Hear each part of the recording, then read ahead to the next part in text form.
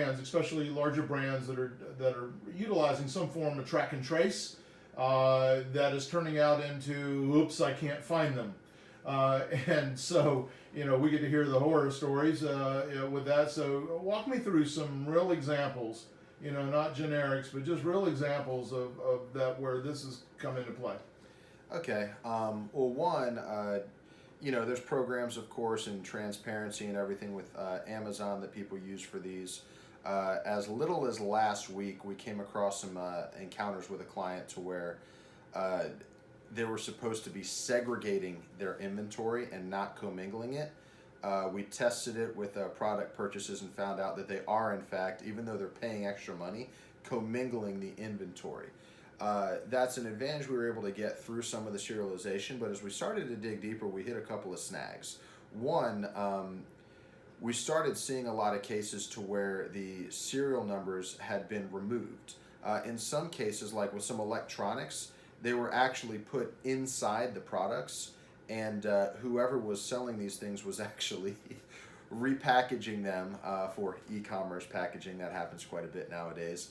And selling them on Rogue ASINs. But what happened was they were removing the serial number so that they couldn't be traced back to the source. In other cases, same company, they still have the serial numbers, but the company wasn't able to identify who the people were that were actually selling it. They're tracing it back to their distributor. Their distributor sold it to, let's say, party A, and then it may have traded hands 1 to 3 times, so it's either party B, C, or D that's actually selling these things on Amazon. It really does the brand no good whatsoever. So I recently was working with a company. They decided not to continue with our services because they came up with a state-of-the-art serialization tool that was low cost. And a couple weeks ago, this guy reaches out to me and offers to trade his access to that serialization tool for some of our services because they're not able to actually identify who the sellers are that are selling, even with the ability to trace it back to their manufacturer. At the end of the day, the tracking and tracing, it's a cool trick. It kind of gives you some good stats, but I was born in the 80s, grew up in the 90s. It was a great time to follow football and basketball, but do you ever notice, like the champion coaches always said, stats are for losers?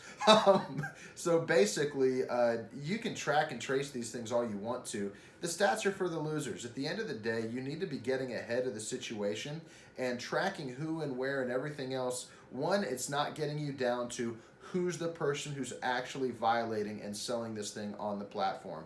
And number 2, you already know you have issues in your supply chain and you're not fixing them. So what good does it do to continue to reaffirm and reestablish that fact over and over again?